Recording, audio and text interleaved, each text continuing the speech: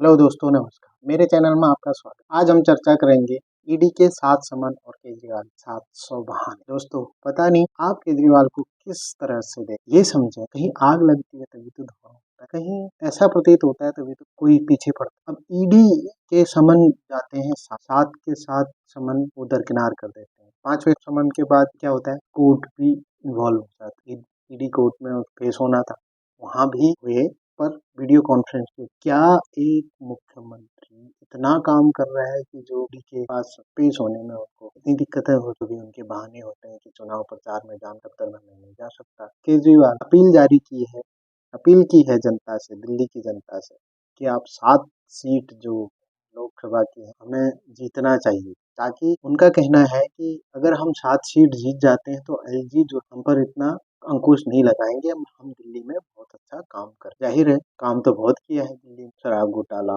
School का और मोहल्ला क्लिनिक है, ये सब में क्या आपको नहीं लगता है कि उसमें कुछ आपको मोहल्ला क्लिनिक में कुछ दिखाई देता है? और स्कूलों में जो 1-2 स्कूल जो ठीक कर दे, वो ये कहते हैं कि हमने 500 स्कूल बनाए। जो बनाए हैं वो सरकारी स्कूलों की तादाद तो उतनी की उतनी है, और कहते हैं कि आप 500 स्कूल बनाए हैं, 700 बनाए। कभी 700 बोलते हैं, कभी 500 बोलते हैं, कभी 600 बोलते हैं। ऐसे करके इनके आंकड़े घटते बढ़ते रहते हैं। लोकसभा चुनाव में जिताओ और आप, मैं तो आपका बेटा हूँ, आप तो कहते हो कि मेरा बेटा है और भाई है, तो आप वोट बीजेपी को देते हो और मेरे को नहीं देते हो वोट।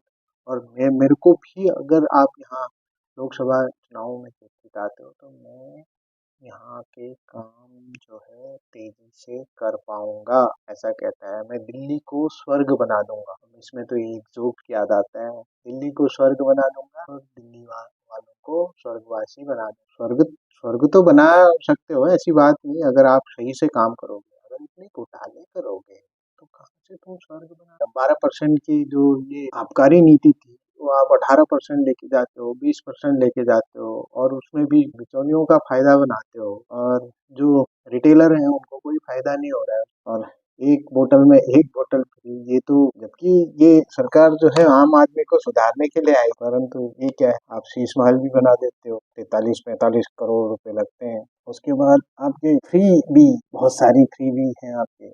बोला आप ऐसे में जो फ्रीबी देते हो, आप फ्रीबी मतलब बिजली फ्री, पानी फ्री, 300 यूनिट बिजली फ्री, पानी का कोई किराया नहीं देना। अरे भाई, पानी को चलाने के लिए भी बिजली चाहिए, बिजली को बनाने के लिए भी ईंधन चाहिए, और उस ईंधन को खरीदने के लिए भी पैसा चाहिए। अगर आपके पास ईंधन है भी, उसको ढोने के लिए पैसा चाहिए, और उसमें जितने कर्मचारी हैं उनको भी तो तनख्वाह देना है। वहाँ आप लुटाते जा रहे हैं। जनता को सुविधाएं दो, जनता उसी में खुश है, और आप फ्री, ये फ्री वो फ्री करके आप ये तो देश को गर्त में ले जाने वाली बात। अब आते हैं मेन मुद्दे पे। केजरीवाल को 7 समन ईडी की तरफ से अभी तक जा चुके हैं, परंतु कोई ना कोई बहाना होता है, और कहते हैं कि ईडी जो है पॉलिटिकल एजेंडे के तहत काम करती है, ऐसी संस्था है जो सरकार को भी चैलेंज कर सकता है। पर यहाँ पे कुछ इस तरह चल रहा है, हर दिन एक एक बहाना लेके आते हैं और कहते हैं कि बोला हम बीजेपी का किया धरा है, मैं इसमें पेश नहीं हूँ। अब बहाना क्या हो गया, बोला कोर्ट में केस चल रहा है, कि कोर्ट जब ये करेगा। अभी 5वें के बाद तो कोर्ट में चला गया था मामला, 5वें समन के बाद कोर्ट में मामला गया, के बाद 6ठे समन के बाद उसका एक बहाना, और वो क्या हो गया, बोला कोर्ट में केस चल रहा है, कोर्ट जब डिसीजन देगा उसके बाद मैं पेश हो जाऊंगा। और कोर्ट में भी ये पेश थोड़ा ना हुए, फिजिकली तो पेश हुए नहीं, वीडियो कॉन्फ्रेंसिंग के द्वारा पेश हुए। अब इस पर चर्चा लाजमी हो जाता है कि आखिर इतनी हिम्मत आ कहाँ से जाती है। एक संवैधानिक पद पर बैठा हुआ एक व्यक्ति इतनी हिम्मत जुटा कैसे सकता था। ये है हमारे भारतीय जो संविधान में कानूनों की जो व्याख्या की गई है, इसमें नेताओं के लिए कोई कानून लागू नहीं हो। नेता इन कानूनों में बिल्कुल भी फंसते हुए नजर नहीं आते। दिक्कत ये हो जाती है कि संविधान की कसम खाकर ये लोग कुर्सी पे बैठते हैं, उसके बाद संविधान को ही चैलेंज कर देते हैं। कानून बनाने वाले ये, कानून की रक्षा करने वाले ये, और कानून को धड़ल्ले से तोड़ने वाले भी ये। जब मैं यहाँ बैठा हूँ तो कानून क्या, मैं हूँ कानून, ऐसा सोचते हैं। कानून की धज्जियां उड़ाना तो कोई केजरीवाल से, बशर्ते कि पढ़ा लिखा है, आईएएस ऑफिसर था, इसीलिए तो ये है, बहुत ज्यादा पढ़ा लिखा हो गया, इसीलिए वो क्या करता है, कानून की धज्जियां उड़ा देता है, कानून को पैरों तले रौंद के चला जाता है। अगर इस प्रकरण में सच्चाई नहीं थी तो इनके दो नेता, जो कद्दावर नेता थे दो, संजय सिंह और मनोज सिसोदिया, अभी तक बाहर क्यों नहीं निकले? सत्येंद्र जैन क्यों नहीं निकला अभी तक बाहर? तीसरा नेता जो सबसे पहले स्वास्थ्य घोटाले में पकड़ा गया, ये सब तो नॉन वेलेबल ऑफेंस में जेल गए, क्यों नहीं बाहर निकल रहे? अगर घोटाला नहीं है, ऐसा कैसे हो पा रहा है इनके साथ? अब आते हैं जनता की ओर। मुझे तो बड़ा अफसोस होता है, या तो ये इतना ड्रामेबाज है कि जनता को बेवकूफ बना पा रहा है, या जनता अपने आप को बेवकूफ बना रही, ताकि उनको फ्री भी मिल, फ्री पानी, फ्री बिजली मिल रही है, तो वो सोच रहे हैं कि अरे भाई, फ्री बिजली, फ्री पानी मिल रहा है तो हमें करना क्या है, सरकार को क्यों क्यों ना इसको वोट दे। अभी चंडीगढ़ में देखो, मेयर के चुनाव में सीटें बढ़ गई, जीत गया चंडीगढ़ में। क्यों जीता? चंडीगढ़ तो चलो आधा पंजाब भी है, वहाँ तो मान लिया जाए कि वो तो प्रकार से इसकी जो बड़ी सोच है खालिस्तानी वाली, इस वजह से जीता है वहाँ तो, ये इसकी तो कोई मान्यता नहीं मानता हूँ मैं।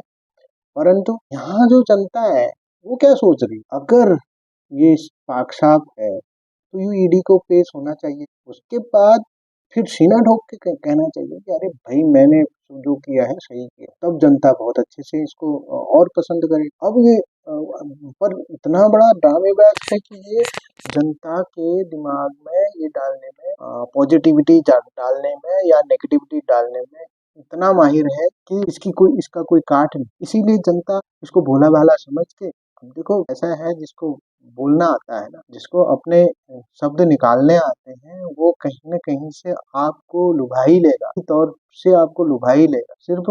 पर उनको काम करने की ज़रूरत नहीं होती है। वो काम अगर काम करते हैं तो उनको वो शब्द बनाने में टाइम लगता है। अगर काम करते तो काम की ओर ज़्यादा ध्यान देता है। अब शब्द बनाने के लिए उनके पास बहुत टाइम है, काम तो करना नहीं, और एक काम किया उसको 100 बार बखान करना है। कहते हैं ना, जो दिखता है वही बिकता है। जिसके बारे में अभी आप सब्जी मंडी में भी जाओगे तो बोला मेरा आलू बहुत अच्छा है, 3 बार आदमी कहेगा तो वो पक्का जनता खरीदने के लिए चली जाएगी, वही आलू है, और भले भले ही अंदर सड़ा मिलेगा, इतनी दूर से बदबू तो आएगी नहीं ना। आप माइक में बोल रहे हैं, जनता बाहर खड़ी है, आपसे बदबू आने के लिए तो पास में जाना पड़ेगा, पास में आपको कोई आने नहीं देगा। कहने का मतलब है, ये सही बात है, अच्छी बात है ये।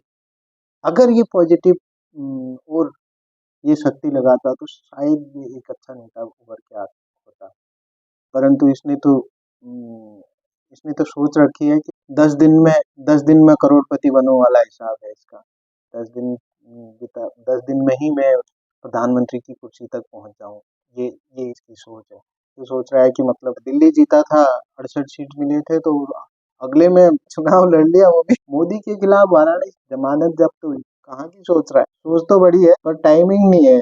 बहुत शॉर्ट टाइम में वहां तक पहुंचना चाहता है। पर जनता को सोचना चाहिए, ऐसे लोग कितने हानिकारक होते हैं। लोकसभा चुनाव में थोड़ा सोच समझ के वोट दें। कुल मिलाकर राजनीति है, ये तो मान्य है। केजरीवाल अगर अपराधी तो ईडी को उठा के जेल में डालना चाहिए, उसके बाद पूछताछ करो। जब 7 समन के बाद भी आपने ये नहीं किया तो आप जेल में डालो, जेल में डालने के बाद फिर पूछताछ करो, तब पता चलेगा कि क्या क्या किया है। संवैधानिक पद में हो या नहीं हो, अपराधी तो अपराधी है, उठा के जेल में डाल सकते, नहीं तो ये ऐसे ही कुचलता ही रहेगा। यदि आपके पास सबूत नहीं है, ईडी से कह रहा हूँ, अगर आपके पास सबूत नहीं है तो आप इसे बाइज्जत बरी कर दो, अगर सबूत है तो उठा के जेल में डालो। इसके चलते आम जनता का समय क्यों बर्बाद करना है? आम जनता को इतनी परेशानी में क्यों डालना है? फिर ये साजिशें करेगा, किसान आंदोलन, ये आंदोलन, आंदोलन, क्योंकि पैसे पैसे तो आ ही रहे हैं बाहर से, फंडिंग तो हो ही रही है। हम आपको डिसाइड करना है कौन है सच्चा और कौन झूठा है। सच्चा झूठा का आप कमेंट सेक्शन में बताइएगा जरूर। वीडियो को लाइक, अपने दोस्तों को शेयर जरूर करें। अगले वीडियो के लिए मेरे चैनल को सब्सक्राइब करके बेल आइकन को क्लिक कर दीजिएगा, ताकि सबसे पहले आपके पास नोटिफिकेशन। राम राम।